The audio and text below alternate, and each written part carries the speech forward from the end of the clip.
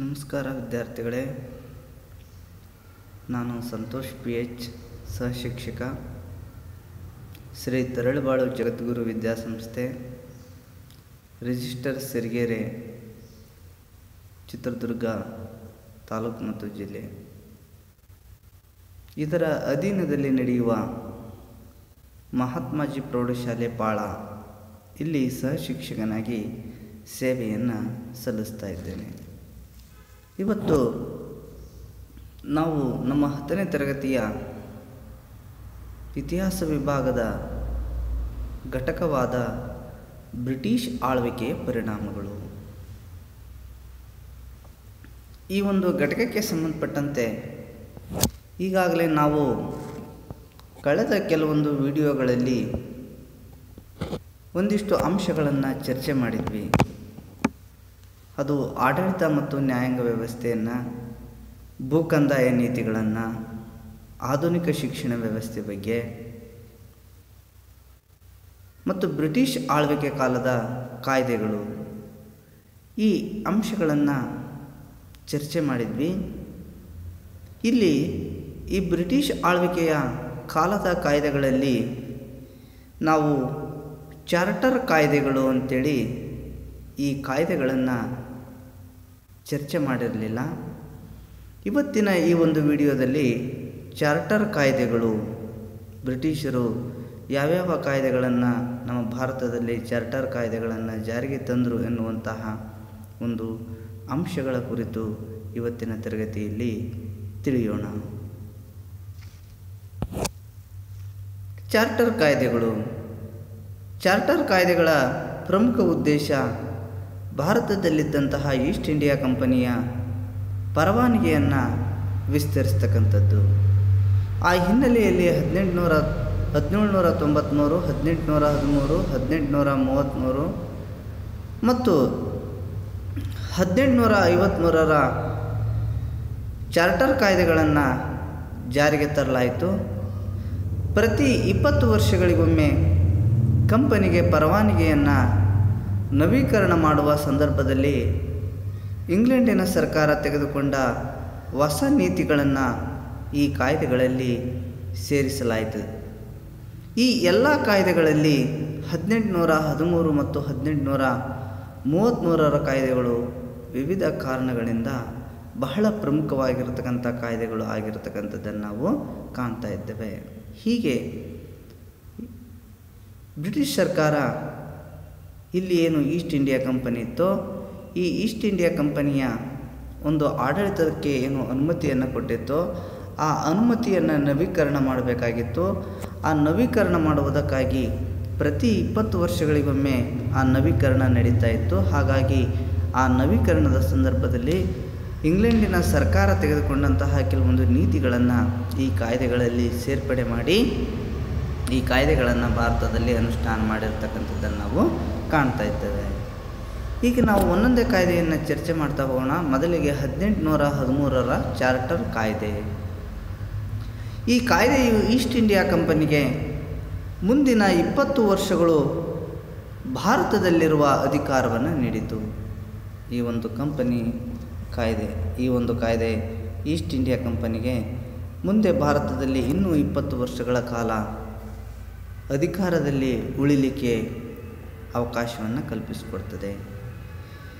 ಈ ಕಾಯ್ದೆ ಜಾರಿಗೊಳ್ಳುವ ಪೂರ್ವದಲ್ಲಿ ಭಾರತದಲ್ಲಿ ವ್ಯಾಪಾರ ಮಾಡುವ ಅಧಿಕಾರವನ್ನು ಕಂಪನಿಗೆ ಮಾತ್ರವಲ್ಲದೆ ಇಚ್ಛೆಯುಳ್ಳವರೆಲ್ಲರಿಗೂ ನೀಡಬೇಕೆಂದು ದೊಡ್ಡ ಹೋರಾಟ ನಡೆಯಿತು. ಈ ಒಂದು ಈ ಕಾಯ್ದೆ ಅನುಷ್ಠಾನಕ್ಕೆ ಬರುವಂತಹ ಪೂರ್ವದಲ್ಲಿ ಈ ವ್ಯಾಪಾರ ಮಾಡ್ತಕ್ಕಂತಹ ಅಧಿಕಾರವನ್ನು ಕಂಪನಿಗೆ ಮಾತ್ರ ಯಾಕೆ, ಆ ಕಂಪನಿ ಅಲ್ಲದೇ ಇಚ್ಛೆಯುಳ್ಳವರೆಲ್ಲರಿಗೂ ಕೊಡಬೇಕು ಅನ್ನುವಂಥ ಹೋರಾಟ ಆಗ್ತದೆ. ಈ ಹಿನ್ನೆಲೆಯಲ್ಲಿ ಈ ಕಾಯ್ದೆಯು ಇಚ್ಛೆ ಇದ್ದವರೆಲ್ಲರಿಗೂ ಕೂಡ ಅವಕಾಶವನ್ನು ಮುಕ್ತವಾಗಿ ಕಲ್ಪಿಸಿಕೊಟ್ಟಿರ್ತಕ್ಕಂಥದ್ದನ್ನು ನಾವು ಕಾಣ್ತಾ ಇದ್ದೇವೆ. ಇದರ ಪರಿಣಾಮವಾಗಿ ಇಲ್ಲಿ ಮುಕ್ತ ವ್ಯಾಪಾರದ ಹೊಸ ಶಕೆ ಆರಂಭಗೊಂಡಿತು. ಈ ಕಾಯ್ದೆ ಭಾರತದಲ್ಲಿ ಮುಕ್ತ ವ್ಯಾಪಾರವನ್ನು ಮಾಡಲಿಕ್ಕೆ ಏನು ಮಾಡ್ತದೆ, ಅವಕಾಶವನ್ನು ಕಲ್ಪಿಸಿಕೊಟ್ಟಿರ್ತಕ್ಕಂಥದ್ದನ್ನು ನಾವು ಕಾಣ್ತೇವೆ. ಇಲ್ಲಿವರೆಗೆ ಏನು ಕಂಪನಿ ಈಸ್ಟ್ ಇಂಡಿಯಾ ಕಂಪನಿ ಮಾತ್ರ ವ್ಯಾಪಾರಕ್ಕೆ ಅನುಮತಿಯನ್ನು ಏನು ಹೊಂದಿತ್ತೋ, ಈ ಕಾಯ್ದೆ ಬಂದ ಮೇಲೆ ಎಲ್ಲರೂ ಕೂಡ ವ್ಯಾಪಾರ ಮಾಡಲಿಕ್ಕೆ ಏನಾಗ್ತದೆ, ಮುಕ್ತವಾದಂಥ ಅವಕಾಶ ಸಿಗ್ತದೆ. ಎರಡನೆಯದು ಅನುಮತಿ ಮತ್ತು ಪರವಾನಗಿಯ ಹೊಸ ಕಾಲ ಆರಂಭವಾಯಿತು. ಇಲ್ಲಿ ಅನುಮತಿಯನ್ನು ಮತ್ತು ಪರವಾನಗಿಯನ್ನು ಪಡೆಯುವಂತಹ ಒಂದು ಹೊಸ ಕಾಲ ಏನಾಗ್ತದೆ, ಇಲ್ಲಿ ಪ್ರಾರಂಭ ಆಗ್ತದೆ. ನಂತರ ಮೂರನೆಯದು, ಇನ್ನು ಮುಂದೆ ಗವರ್ನರ್ ಜನರಲ್ ಮತ್ತು ಸೇನಾ ಮುಖ್ಯಸ್ಥರನ್ನು ನಿರ್ದೇಶಕ ಮಂಡಳಿಯು ನೇಮಿಸುವ ಅಧಿಕಾರವನ್ನು ಹೊಂದಿತು.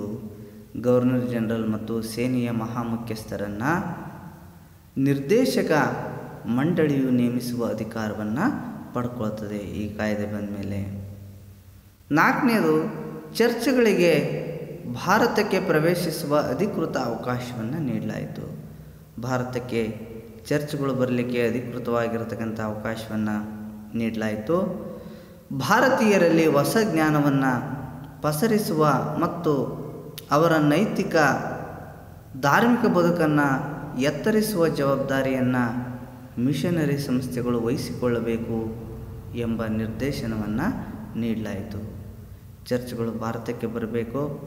ಭಾರತಕ್ಕೆ ಬಂದ ಮೇಲೆ ಇವು ಭಾರತೀಯರಲ್ಲಿ ಹೊಸ ಜ್ಞಾನವನ್ನು ಪಸರಿಸುವ, ಅವರ ನೈತಿಕ ಮತ್ತು ಧಾರ್ಮಿಕ ಬದುಕನ್ನು ವಿಸ್ತರಿಸುವ ಜವಾಬ್ದಾರಿಯನ್ನು ಮಾಡಬೇಕು ಅಂತೇಳಿ ಇವುಗಳಿಗೆ ನಿರ್ದೇಶನವನ್ನು ನೀಡಲಾಗ್ತದೆ. ಇದರಿಂದ ಹೆಚ್ಚಿನ ಪ್ರಮಾಣದಲ್ಲಿ ಕ್ರೈಸ್ತ ಮಿಷನರಿಗಳು ಭಾರತಕ್ಕೆ ಬರತೊಡಗಿದರು. ಇದರಿಂದಾಗಿ ಹೆಚ್ಚು ಹೆಚ್ಚು ಮಿಷನರಿಗಳು ಭಾರತಕ್ಕೆ ಬರ್ತವೆ. ಕ್ರೈಸ್ತ ಧರ್ಮದ ಪ್ರಚಾರ ಮತ್ತು ಇಂಗ್ಲೀಷ್ ವಿದ್ಯಾಭ್ಯಾಸದ ವಿಸ್ತರಣೆ ಹೆಚ್ಚಾಯಿತು. ಕ್ರೈಸ್ತ ಮಿಷನರಿಗಳು ಭಾರತಕ್ಕೆ ಹೆಚ್ಚೆಚ್ಚು ಬಂದಿದ್ದರಿಂದಾಗಿ ಇಲ್ಲಿ ಇಂಗ್ಲೀಷ್ ವಿದ್ಯಾಭ್ಯಾಸದ ವಿಸ್ತರಣೆ ಆಗ್ತದೆ ಮತ್ತು ಧರ್ಮದ ಪ್ರಸಾರ ಆಗಿರತಕ್ಕಂಥದ್ದನ್ನು ನಾವು ಕಾಣ್ತೇವೆ. ಹೀಗೆ ಈ ಮೇಲಿನ ಕಾರಣಗಳಿಂದಾಗಿ 1813ರ ಚಾರ್ಟರ್ ಕಾಯ್ದೆಯು ಚಾರಿತ್ರಿಕವಾಗಿರತಕ್ಕಂಥದ್ದನ್ನು ನಾವು ಕಾಣ್ತಾ ಇದ್ದೇವೆ. ಹೀಗೆ 1813ರ ಕಾಯ್ದೆ ಇಲ್ಲಿ ತಂದಂಥ ಸುಧಾರಣೆಗಳು ಯಾವುವು ಅಂತೇಳಿದರೆ ಈ 4 ಅಂಶಗಳನ್ನು ಬರೀಬೇಕಾಗ್ತದೆ. ನಂತರ ಮತ್ತೊಂದು ಬಹಳ ಮುಖ್ಯವಾಗಿರತಕ್ಕಂಥ ಕಾಯ್ದೆ 1833ರ ಚಾರ್ಟರ್ ಕಾಯ್ದೆ. ನೋಡಿ, ಈ ಒಂದು 1833ರ ಈ ಕಾಯ್ದೆಯನ್ನು ಜಾರಿಗೆ ತರುವ ಪೂರ್ವದಲ್ಲಿ ಭಾರತದ ಒಟ್ಟು ವ್ಯವಸ್ಥೆಯನ್ನು ಮತ್ತಷ್ಟು ಸುಧಾರಿಸುವ ಉದ್ದೇಶವು ಈ ಕಾಯ್ದೆಯ ಅನುಷ್ಠಾನದ ಹಿನ್ನೆಲೆ ಆಗಿತ್ತು.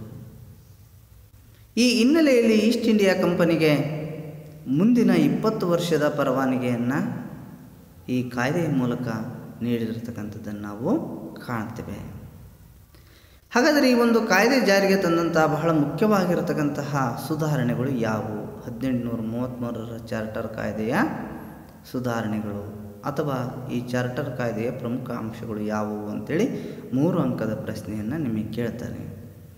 ಆವಾಗ ಯಾವುವು ಅಂತೇಳಿದರೆ, ಒಂದನೇದು ಬಂಗಾಳದ ಗವರ್ನರ್ ಜನರಲ್ನನ್ನು ಭಾರತದ ಗವರ್ನರ್ ಜನರಲ್ ಆಗಿ ನಾಮಕರಣ ಮಾಡಲಾಯಿತು. ಬಂಗಾಳದ ಗವರ್ನರ್ ಜನರಲನ್ನು ಭಾರತದ ಗವರ್ನರ್ ಜನರಲ್ ಆಗಿ ನಾಮಕರಣ ಮಾಡಿರ್ತಕ್ಕಂಥದ್ದನ್ನು ನಾವು ಕಾಣ್ತಾ ಇದ್ದೇವೆ. ಎರಡನೆಯದು, ಭಾರತದ ಎಲ್ಲ ವ್ಯಾಪಾರಿ ಸರಕುಗಳನ್ನು ನಿರ್ದೇಶಿಸುವ, ನಿಯಂತ್ರಿಸುವ ಮತ್ತು ಮೇಲ್ವಿಚಾರಣೆ ನಡೆಸುವ ಅಧಿಕಾರವನ್ನು ಗವರ್ನರ್ ಜನರಲನ್ನು ಪಡೆದನು.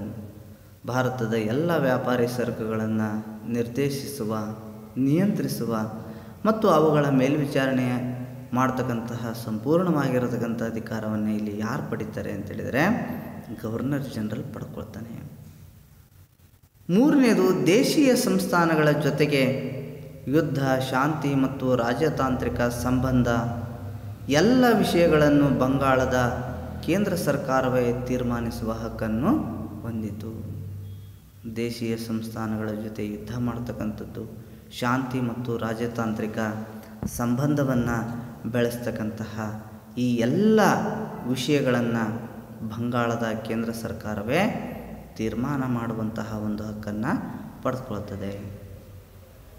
ನಂತರ ನಾಲ್ಕನೇದು, ಗವರ್ನರ್ ಜನರಲ್ನ ಕಾರ್ಯಾಂಗ ಸಭೆಯಲ್ಲಿ ಉಳಿದ ಸದಸ್ಯರ ಜೊತೆ ಗವರ್ನರ್ ಜನರಲ್ನಿಗೆ ಯಾವುದಾದರೂ ವಿಷಯದ ಮೇಲೆ ಒಮ್ಮತ ಮೂಡದಿದ್ದಾಗ ಅವನು ಬಹುಮತದ ನಿರ್ಣಯವನ್ನು ತಿರಸ್ಕರಿಸಲು ಇದ್ದ ಕಾರಣಗಳನ್ನು ಲಿಖಿತ ರೂಪದಲ್ಲಿ ಸಲ್ಲಿಸಬೇಕಾಯಿತು.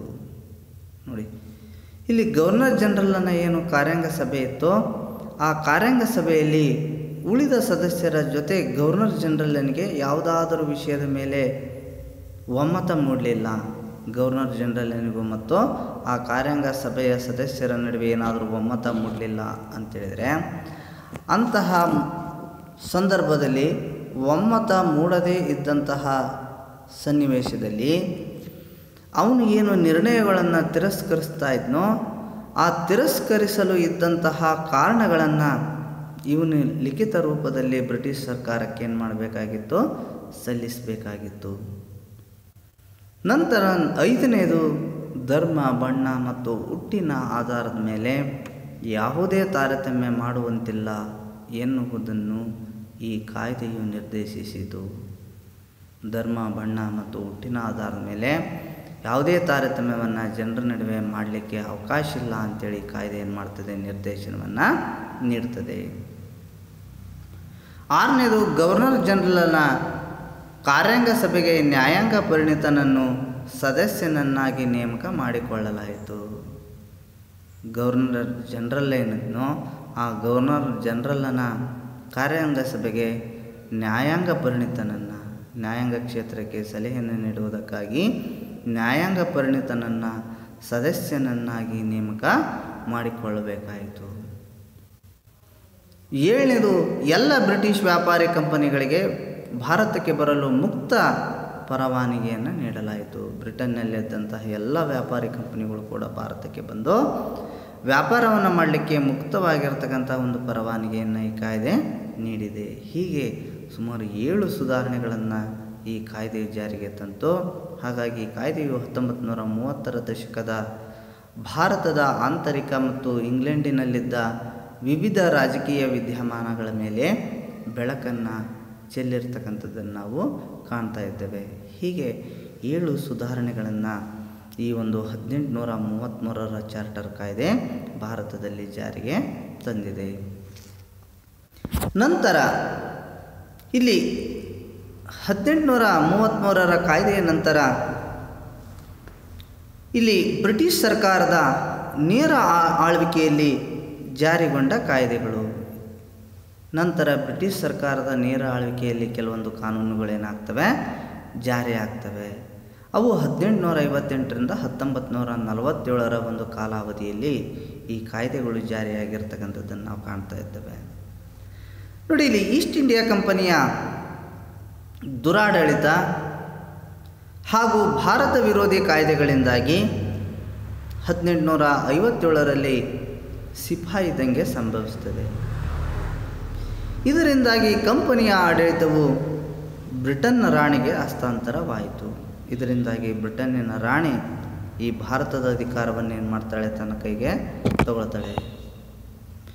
ಹೀಗೆ ಈ ಅವಧಿಯಲ್ಲಿ ಜಾರಿಗೆ ಬಂದ ಪ್ರಮುಖ ಕಾಯ್ದೆಗಳೆಂದರೆ ಭಾರತ ಸರ್ಕಾರದ ಕಾಯ್ದೆ 1858, 1861, 1892, 1909, 1919 ಮತ್ತು 1935ರ ಕಾಯ್ದೆಗಳು ಬಹಳ ಪ್ರಮುಖವಾಗಿರ್ತಕ್ಕಂಥ ಕಾಯ್ದೆಗಳು. ಭಾರತದಲ್ಲಿ ವಿವಿಧ ಕಾಲಘಟ್ಟದಲ್ಲಿ ರೂಪು ತಾಳಿದ ರಾಜಕೀಯ ಬೆಳವಣಿಗೆಗಳ ಹಿನ್ನೆಲೆಯಲ್ಲಿ ಮೇಲೆ ತಿಳಿಸಿದ ಪ್ರತಿ ಕಾಯ್ದೆಯು ಚಾರಿತ್ರಿಕ ಪ್ರಾಮುಖ್ಯತೆಯನ್ನು ಹೊಂದಿದೆ. ಅದರ ಒಂದು ಚಾರಿತ್ರಿಕ ಪ್ರಾಮುಖ್ಯತೆಯನ್ನು ನಾವು ಅರ್ಥೈಸಿಕೊಳ್ಬೇಕಾಗ್ತದೆ. ಹೀಗೆ ಈ ಒಂದು ಬ್ರಿಟಿಷ್ ಸರ್ಕಾರದ ನೇರ ಆಳ್ವಿಕೆಯಲ್ಲಿ ಜಾರಿಗೊಂಡಂತಹ ಕೆಲವೊಂದಿಷ್ಟು ಕಾಯ್ದೆಗಳನ್ನು ನಾವು ತಿಳಿಬೇಕಾಗಿದೆ. ಅಂತಹ ಕಾಯ್ದೆಗಳಲ್ಲಿ ಮೊದಲನೇದು ಯಾವುದಪ್ಪ ಅಂತೇಳಿದರೆ ಭಾರತ ಸರ್ಕಾರದ ಕಾಯ್ದೆ 1858. ಈ ಕಾಯ್ದೆಯನ್ನು 1857ರ ಸೈನಿಕ ಮತ್ತು ನಾಗರಿಕ ಕ್ರಾಂತಿಯ ಹಿನ್ನೆಲೆಯಲ್ಲಿ ಅರ್ಥೈಸಿಕೊಳ್ಬೇಕಾಗಿದೆ. ಬ್ರಿಟಿಷ್ ಭಾರತವು ಬ್ರಿಟಿಷ್ ಸರ್ಕಾರದ ನೇರ ಆಳ್ವಿಕೆಗೆ ಒಳಪಡುವಂತಾಯಿತು. ಈ ಕಾಯ್ದೆ ಬಂದ ಮೇಲೆ ಬ್ರಿಟಿಷ್ ಸರ್ಕಾರದ ನೇರ ಆಳ್ವಿಕೆಗೆ ಒಳಪಡುತ್ತದೆ. ನವೆಂಬರ್ 1, 1958ರಂದು ಬ್ರಿಟಿಷ್ ರಾಣಿ ವಿಕ್ಟೋರಿಯಾ ಒಂದು ಘೋಷಣೆಯನ್ನು ಹೊರಡಿಸಿ ತಮ್ಮ ಆಡಳಿತದ ಅವಧಿಯಲ್ಲಿ ಭಾರತದ ಎಲ್ಲ ಕ್ಷೇತ್ರವನ್ನು ಅಭಿವೃದ್ಧಿ ಮಾಡಲಾಗುವುದೆಂದು ಘೋಷಿಸಿದರು. ಬ್ರಿಟನ್ನಿನ ರಾಣಿ ನವೆಂಬರ್ 1, 1858ರಂದು ಒಂದು ಘೋಷಣೆಯನ್ನು ಹೊರಡಿಸಿ ಇನ್ಮೇಲೆ ತಮ್ಮ ಆಡಳಿತದ ಅವಧಿಯಲ್ಲಿ ಕಂಪನಿ ಆಡಳಿತ ಅಂತ್ಯ ಆಗ್ತದೆ. ಕಂಪನಿ ಆಡಳಿತ ಅಂತ್ಯವಾಗಿ ರಾಣಿಯ ಒಂದು ಆಳ್ವಿಕೆಗೆ ಅಧಿಕಾರ ಹೋಗೋದರಿಂದ ಇವಳು ಆಶ್ವಾಸನೆಯನ್ನು ಕೊಡ್ತಾಳೆ. ನಮ್ಮ ಆಡಳಿತದ ಅವಧಿಯಲ್ಲಿ ಭಾರತದಲ್ಲಿ ಎಲ್ಲ ಕ್ಷೇತ್ರಗಳ ಅಭಿವೃದ್ಧಿಯನ್ನು ನಾವು ಮಾಡ್ತೇವೆ ಅಂಥೇಳಿ ಆಶ್ವಾಸನೆಯನ್ನು ಕೊಡ್ತಾಳೆ. ಹಾಗಾದರೆ ಈ ಕಾಯ್ದೆ ತಂದಂತಹ ಪ್ರಮುಖವಾದಂತಹ ಅಂಶಗಳು ಏನು ಕೇಳ್ತಾನೆ. ಇದನ್ನು ಕೂಡ 2 ಅಂಕದ ಪ್ರಶ್ನೆಯನ್ನು ಕೇಳ್ತಾನೆ.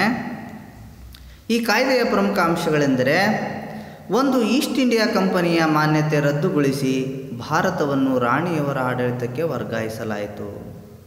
ಈ ಒಂದು ಕಾಯ್ದೆ ಜಾರಿ ಬಂದ ಮೇಲೆ ಈಸ್ಟ್ ಇಂಡಿಯಾ ಕಂಪನಿಯ ಮಾನ್ಯತೆಯನ್ನೇನು ಮಾಡಲಾಗ್ತದೆ, ರದ್ದು ಮಾಡಿ ಭಾರತವನ್ನು ರಾಣಿಯರ ಆಡಳಿತಕ್ಕೆ ವರ್ಗಾವಣೆ ಮಾಡಲಾಗ್ತದೆ. 2ನೇದು ಗವರ್ನರ್ ಜನರಲ್ ಹುದ್ದೆಯ ಪದನಾಮವನ್ನು ಬದಲಾಯಿಸಿ, ಗವರ್ನರ್ ಜನರಲ್ನ ಹುದ್ದೆಯ ಪದನಾಮ ಏನಿತ್ತೋ ಆ ಪದನಾಮವನ್ನು ಬದಲಾಯಿಸಿ ವೈಸ್ರಾಯ್ ಎಂಬ ನಾಮಪದವನ್ನು ನೀಡಿದರು. ಇಲ್ಲಿಯವರೆಗೆ ಭಾರತದ ಗವರ್ನರ್ ಜನರಲ್ ಅಂತೇಳಿ ಕರೀತಾ ಇದ್ವಿ, ಆ ಪದ ಬದಲಾವಣೆ ಆಗಿ ಅವನನ್ನು ವೈಸ್ರಾಯ್ ಎಂದು ಕರೆಯಲಾಗ್ತದೆ. ವೈಸ್ರಾಯ್ ಆಗಿ ಲಾರ್ಡ್ ಕ್ಯಾನಿಂಗ್ ರವರು ನೇಮಕಗೊಂಡರು. ಭಾರತದ ಪ್ರಥಮ ವೈಸ್ರಾಯ್ ಆಗಿ ಲಾರ್ಡ್ ಕ್ಯಾನಿಂಗ್ ರವರು ನೇಮಕ ಆಗ್ತಾರೆ. ನಂತರ 3ನೇದು secretary of state for India ಸ್ಥಾನವನ್ನು ಬ್ರಿಟಿಷ್ ಸರ್ಕಾರ ಸೃಷ್ಟಿಸಿತು. Secretary of state for India ಎನ್ನುವಂಥ ಒಂದು ಸ್ಥಾನವನ್ನು ಬ್ರಿಟಿಷ್ ಸರ್ಕಾರ ಸೃಷ್ಟಿ ಮಾಡ್ತದೆ. ಬ್ರಿಟಿಷ್ ಮಂಡಲದ ಸದಸ್ಯರಾಗಿದ್ದ ಇವರು ಭಾರತದ ಆಡಳಿತವನ್ನು ನೋಡಿಕೊಳ್ಳುವ ಜವಾಬ್ದಾರಿ ಹೊಂದಿದರು. ಇವರು secretary of state for India ಅಂಥೇಳಿ ಈ ಒಂದು ಹುದ್ದೆ ಸೃಷ್ಟಿಯಾಗ್ತದೋ ಈ ಒಂದು ಹುದ್ದೆಗೆ ಇರತಕ್ಕಂತಹ ವ್ಯಕ್ತಿ ಬ್ರಿಟಿಷ್ ಮಂತ್ರಿಮಂಡಲದ ಸದಸ್ಯರಾಗಿರ್ತಾಯಿದ್ರು. ಅವರು ಭಾರತದ ಆಡಳಿತವನ್ನು ನೋಡಿಕೊಳ್ಳುವ ಜವಾಬ್ದಾರಿಯನ್ನು ಹೊಂದ್ತಾರೆ. ನಂತರ ಇವರಿಗೆ ಸಹಾಯವನ್ನು ಮಾಡುವುದಕ್ಕಾಗಿ 15 ಸದಸ್ಯರನ್ನೊಳಗೊಂಡ ಈ ಒಂದು ಮಂತ್ರಿಗೆ ಸಹಾಯವನ್ನು ಮಾಡುವುದಕ್ಕಾಗಿ 15 ಸದಸ್ಯರನ್ನೊಳಗೊಂಡ ಭಾರತ ಮಂಡಳಿ ಅಸ್ತಿತ್ವಕ್ಕೆ ಬಂದಿತು. ಕೌನ್ಸಿಲ್ ಆಫ್ ಇಂಡಿಯಾ ಅನ್ನುವಂತಹ ಒಂದು ಮಂಡಳಿ ಏನಾಗ್ತದೆ ಅಸ್ತಿತ್ವಕ್ಕೆ ಬರ್ತದೆ. ಇದು ಯಾರಿಗೆ ಸಹಾಯ ಮಾಡ್ತದೆ? Secretary of state for India ಅಂತೇಳಿ ಏನಿದ್ನೋ ಆ ಅಧಿಕಾರಿಗೆ ಏನು ಮಾಡ್ತಾಯಿತ್ತು, ಇದು ಸಹಾಯವನ್ನು ಮಾಡ್ತಾಯಿತ್ತು. ಹೀಗೆ 15 ಸದಸ್ಯರನ್ನೊಳಗೊಂಡ ಭಾರತದ ಮಂಡಳಿ ಅಸ್ತಿತ್ವಕ್ಕೆ ಬರ್ತದೆ. ಹೀಗೆ ಈ ಕಾಯ್ದೆ 4 ಬಹಳ ಮುಖ್ಯವಾಗಿರ್ತಕ್ಕಂತಹ ಒಂದು ಸುಧಾರಣೆಗಳನ್ನು ತರ್ತದೆ. 2 ಅಂಕದ ಪ್ರಶ್ನೆಯನ್ನು ಕೇಳಿದ್ದಾನೆ ಕೆಲವು ಸಾರಿ. ಭಾರತ ಸರ್ಕಾರದ 1958ರ ಭಾರತ ಸರ್ಕಾರದ ಕಾಯ್ದೆಯ ಪ್ರಮುಖ ಸುಧಾರಣೆಗಳು ಯಾವುವು ಅಂಥೇಳಿ ಆವಾಗ ಈ 4 ಅಂಶಗಳನ್ನು ಬರೆಯಿರಿ. ನಂತರ 1861ರ ಭಾರತೀಯ ಪರಿಷತ್ ಕಾಯ್ದೆ ನೋಡಿ. ಈ ಒಂದು ಕಾಯ್ದೆಯು 1857ರ ಘಟನೆಯ ನಂತರ ಜಾರಿಗೊಂಡ ಪ್ರಮುಖ ಕಾಯ್ದೆಯಾಗಿದೆ. 1861ರ ಕಾಯ್ದೆಯ ನಂತರ ಜಾರಿಗೊಂಡಂತಹ ಒಂದು ಬಹಳ ಪ್ರಮುಖವಾಗಿರ್ತಕ್ಕಂಥ ಒಂದು ಕಾಯ್ದೆ ಆಗಿದೆ. ಈ ಕಾಯ್ದೆಯ ಮೂಲಕ ಭಾರತೀಯರಿಗೆ ಶಾಸನ ರೂಪಿಸುವ ಪ್ರಕ್ರಿಯೆಯಲ್ಲಿ ಸ್ಥಾನವನ್ನು ಕಲ್ಪಿಸಲಾಯಿತು. ನೋಡಿ, ಈ ಒಂದು ಕಾಯ್ದೆಯ ಮೂಲಕ ಭಾರತೀಯರಿಗೆ ಶಾಸನ ರೂಪಿಸುವ ಪ್ರಕ್ರಿಯೆಯಲ್ಲಿ ಇವರಿಗೆ ಸ್ಥಾನವನ್ನು ಕಲ್ಪಿಸಿಕೊಡ್ತದೆ, ಅವಕಾಶವನ್ನು ಕಲ್ಪಿಸಿಕೊಡ್ತದೆ. ಭಾರತೀಯರು ಬ್ರಿಟಿಷರ ಬಗೆಗೆ ತಿಳಿದಿರುವ ಅಭಿಪ್ರಾಯಗಳನ್ನು ತಿಳಿಯಲು ಭಾರತೀಯರು ನಮ್ಮ ಬ್ರಿಟಿಷರ ಬಗ್ಗೆ ಯಾವ ರೀತಿಯ ಅಭಿಪ್ರಾಯವನ್ನು ಹೊಂದಿದ್ದಾರೆ ಅಂಥೇಳಿ ಅಭಿಪ್ರಾಯಗಳನ್ನು ತಿಳಿಯಲು ಭಾರತೀಯರಿಗೆ ಪ್ರಾತಿನಿಧ್ಯ ನೀಡಲಾಯಿತು. ಭಾರತೀಯರಿಗೆ ಏನು ಮಾಡಲಾಯಿತು? ಪ್ರಾತಿನಿಧ್ಯ ನೀಡಲಾಯಿತು. ಇದನ್ನು ಇಂಗ್ಲೀಷಿನಲ್ಲಿ ನಾವು ಪಾಲಿಸಿ ಆಫ್ ಅಸರೇಷನ್ ಎಂದು ಕರೆಯುತ್ತಾರೆ. ಇಂಗ್ಲೀಷಿನಲ್ಲಿ ಇದನ್ನು ಪಾಲಿಸಿ ಆಫ್ ಅಸೋಸಿಯೇಷನ್ ಎಂದು ಕರೆಯುತ್ತಾರೆ. ಇದನ್ನು ಇಂಗ್ಲೀಷಿನಲ್ಲಿ ಏನಂತ ಕರೀತಾರೆ? ಪಾಲಿಸಿ ಆಫ್ ಇಲ್ಲಿ ಪಾಲಿಸಿ ಆಫ್ ಅಸೋಸಿಯೇಷನ್ ಅಂತೇಳಿ ತಪ್ಪಾಗಿ ಪ್ರಿಂಟ್ ಆಗಿದೆ. ಅದು ಅಸೋಸಿಯೇಷನ್ ಅಲ್ಲ, ಪಾಲಿಸಿ ಆಫ್ ಆಸರೇಷನ್ ಅಂತೇಳಿ ಅದನ್ನು ಕರೆಯಲಾಗ್ತದೆ. ಹಾಗಾದರೆ ಈ ಕಾಯ್ದೆಯ ಪ್ರಮುಖ ಅಂಶಗಳು ಏನು ಅಂತೇಳಿದರೆ 2 ಸುಧಾರಣೆಗಳನ್ನು ತಂತು. ಒಂದು, ವೈಸ್ರಾಯ್ ಕೌನ್ಸಿಲ್ಗೆ ಭಾರತೀಯರನ್ನು ಅಧಿಕಾರೇತರ ಸದಸ್ಯರನ್ನಾಗಿ ನಾಮಕರಣ ಮಾಡಲಾಯಿತು. ವೈಸ್ರಾಯ್ ಏನು ಕೌನ್ಸಿಲ್ ಇತ್ತಲ್ಲ, 15 ಸದಸ್ಯರ ಕೌನ್ಸಿಲ್ಲು, ಆ ವೈಸ್ರಾಯ್ ಕೌನ್ಸಿಲ್ಗೆ ಭಾರತೀಯರನ್ನು ಅಧಿಕಾರೇತರ ಸದಸ್ಯರನ್ನಾಗಿ ನಾಮಕರಣ ಮಾಡಲಾಯಿತು. ಎರಡನೆಯದು, ತುರ್ತು ಸಂದರ್ಭದಲ್ಲಿ ಸುಗ್ರೀವಾಜ್ಞೆ ಹೊರಡಿಸಲು ಅಧಿಕಾರವನ್ನು ಗವರ್ನರ್ ಜನರಲ್ಗೆ ನೀಡಲಾಯಿತು. ಏನಾದರೂ ತುರ್ತು ಪರಿಸ್ಥಿತಿಯ ಸಂದರ್ಭಗಳಲ್ಲಿ ಸುಗ್ರೀವಾಜ್ಞೆಗಳನ್ನು ಹೊರಡಿಸಲಿಕ್ಕೆ ಅಧಿಕಾರವನ್ನು ಏನು ಮಾಡಲಾಗ್ತದೆ? ಗವರ್ನರ್ ಜನರಲ್ಗೆ ನೀಡಿರ್ತಕ್ಕಂಥದ್ದನ್ನು ನಾವು ಕಾಣ್ತಾ ಇದ್ದೇವೆ. ಹೀಗೆ 2 ಸುಧಾರಣೆಗಳನ್ನು ಈ ಒಂದು ಕಾಯ್ದೆ ಜಾರಿಗೆ ತಂತು. ಇಲ್ಲಿ ನಿಮಗೆ ಪಾಲಿಸಿ ಆಫ್ ಅಸರೇಷನ್ ಎಂದರೆ ಏನು ಅಂತೇಳಿ 1 ಅಂಕದ ಪ್ರಶ್ನೆಯನ್ನು ಕೇಳ್ಬೋದು. ಅವನ್ನು ನೀವು ಬರೀಬೇಕು. ಭಾರತೀಯರು ಬ್ರಿಟಿಷರ ಬಗೆಗೆ ತಿಳಿದಿರುವ ಅಭಿಪ್ರಾಯಗಳನ್ನು ತಿಳಿಯಲು ಭಾರತೀಯರಿಗೆ ಪ್ರಾತಿನಿಧ್ಯ ನೀಡಲಾಯಿತು. ಇದನ್ನೇ ನಾವೇನಂತ ಕರಿತೀವಿ? ಪಾಲಿಸಿ ಆಫ್ ಅಸರೇಷನ್ ಅಂತೇಳಿ ಕರಿತೀವಿ. ಓಕೆ. ನೆಕ್ಸ್ಟು 1892ರ ಭಾರತೀಯ ಪರಿಷತ್ ಕಾಯ್ದೆ. ಈ ಕಾಯ್ದೆಯು ಭಾರತೀಯರಿಗಿದ್ದ ಶಾಸನ ಸಭೆಗಳ ಪ್ರಾತಿನಿಧ್ಯವನ್ನು ಮತ್ತಷ್ಟು ವಿಸ್ತರಿಸಿತು. ಭಾರತೀಯರಿಗಿದ್ದಂತಹ ಶಾಸನ ಸಭೆಯ ಪ್ರಾತಿನಿಧ್ಯವನ್ನು ಮತ್ತಷ್ಟು ಹೆಚ್ಚು ಮಾಡ್ತದೆ. ಕಾಂಗ್ರೆಸ್ ಸಂಘಟನೆಯು ಬ್ರಿಟಿಷರ ಆಡಳಿತದ ಬಗ್ಗೆ ತೆಳೆದ ವಿಮರ್ಶಾತ್ಮಕ ನಿಲುವಿನ ಹಿನ್ನೆಲೆಯಲ್ಲಿ ಭಾರತೀಯರ ಪ್ರಾತಿನಿಧ್ಯವನ್ನು ಹೆಚ್ಚಿಸಲಾಯಿತು. ಬ್ರಿಟಿಷರ ಆಡಳಿತದ ಬಗ್ಗೆ ನಮ್ಮ ಕಾಂಗ್ರೆಸ್ ಸಂಘಟನೆ ಏನಿದೆಯೋ ಆ ಕಾಂಗ್ರೆಸ್ ಸಂಘಟನೆ ತೆಳೆದಂತಹ ವಿಮರ್ಶಾತ್ಮಕ ಒಂದು ನಿಲುವಿನ ಹಿನ್ನೆಲೆಯಲ್ಲಿ ಭಾರತೀಯರ ಪ್ರಾತಿನಿಧ್ಯವನ್ನು ಈ ಕಾಯ್ದೆಯ ಮೂಲಕ ಹೆಚ್ಚಿಸಿರ್ತಕ್ಕಂಥದ್ದನ್ನು ನಾವು ಕಾಣ್ತಾ ಇದ್ದೇವೆ. ಅಂದರೆ ಶಾಸಕಾಂಗ ಮತ್ತು ಕಾರ್ಯಾಂಗದಲ್ಲಿ ಭಾರತೀಯರಿಗೆ ಪ್ರಾತಿನಿಧ್ಯದ ಸ್ಥಾನವನ್ನು ಹೆಚ್ಚು ಮಾಡಿದ್ದಾರೆ. ಹಾಗಾದರೆ ಈ ಒಂದು ಕಾಯ್ದೆಯ ಪ್ರಮುಖ ಅಂಶಗಳು ಯಾವುವು ಅನ್ನೋದನ್ನು ನೋಡೋದಾದರೆ, 1ನೇದು, ಕೇಂದ್ರ ಹಾಗೂ ಪ್ರಾಂತೀಯ ಶಾಸನ ಸಭೆಗಳಲ್ಲಿ ಹೆಚ್ಚುವರಿ ಸದಸ್ಯರ ಸಂಖ್ಯೆಯನ್ನು ಅಧಿಕಗೊಳಿಸಲಾಯಿತು. ನೋಡಿ, ಕೇಂದ್ರ ಮತ್ತು ಪ್ರಾಂತೀಯ ಶಾಸನ ಸಭೆಗಳಲ್ಲಿ ಹೆಚ್ಚುವರಿ ಸದಸ್ಯರ ಸಂಖ್ಯೆಯನ್ನು ಮತ್ತೇನು ಮಾಡಲಾಯಿತಪ್ಪ ಅಂತೇಳಿದರೆ ಅಧಿಕಗೊಳಿಸಿರ್ತಕ್ಕಂಥದ್ದನ್ನು ನಾವು ಕಾಣ್ತಾ ಇದ್ದೇವೆ. 2ನೇದು, ಶಾಸನ ಸಭೆಯ ಅಧಿಕಾರವನ್ನು ಹೆಚ್ಚಿಸಿ ಅವುಗಳಲ್ಲಿ ಬಜೆಟ್ ಬಗ್ಗೆ ಚರ್ಚಿಸುವ ಅಧಿಕಾರವನ್ನು ನೀಡಲಾಯಿತು. ಶಾಸನ ಸಭೆಯ ಅಧಿಕಾರವನ್ನು ಹೆಚ್ಚಿಸಿ ಅವುಗಳಲ್ಲಿ ಬಜೆಟ್ ಬಗ್ಗೆ ಚರ್ಚಿಸ್ತಕ್ಕಂಥ ಅಧಿಕಾರವನ್ನು ನೀಡಲಾಗ್ತದೆ. 3ನೇದು, 6 ದಿನ ಮುಂಚೆ ಮುನ್ಸೂಚನೆ ನೀಡಿ ಸಾರ್ವಜನಿಕ ಆಸ್ತಿಯ ವಿಷಯಗಳ ಬಗ್ಗೆ ಸರ್ಕಾರವನ್ನು ಪ್ರಶ್ನಿಸುವ ಅಧಿಕಾರವನ್ನು ನೀಡಲಾಯಿತು. 6 ದಿನಗಳ ಮುಂಚೆ ಮುನ್ಸೂಚನೆಯನ್ನು ನೀಡಿ ಯಾವುದಾದರೂ ಸಾರ್ವಜನಿಕ ಆಸಕ್ತಿಯ ವಿಷಯಗಳಿದ್ದರೆ ಆ ಸಾರ್ವಜನಿಕ ಆಸಕ್ತಿಯ ವಿಷಯಗಳ ಬಗ್ಗೆ ಸರ್ಕಾರವನ್ನು ಪ್ರಶ್ನಿಸುವ ಅಧಿಕಾರವನ್ನು ಅಲ್ಲಿರ್ತಕ್ಕಂಥ ಶಾಸನ ಸಭೆಯ ಸದಸ್ಯರಿಗೆ ನೀಡಿರ್ತಕ್ಕಂಥದ್ದನ್ನು ನಾವು ಕಾಣ್ತಾ ಇದ್ದೇವೆ. ಹೀಗೆ 1892ರ ಭಾರತೀಯ ಪರಿಷತ್ ಕಾಯ್ದೆ ಇಷ್ಟು ಅಂಶಗಳನ್ನು ಏನು ಮಾಡಿದೆ, ಇಲ್ಲಿ ಸುಧಾರಣೆಯನ್ನು ಮಾಡಿರ್ತಕ್ಕಂಥದ್ದನ್ನು ನಾವು ಕಾಣ್ತಾ ಇದ್ದೇವೆ.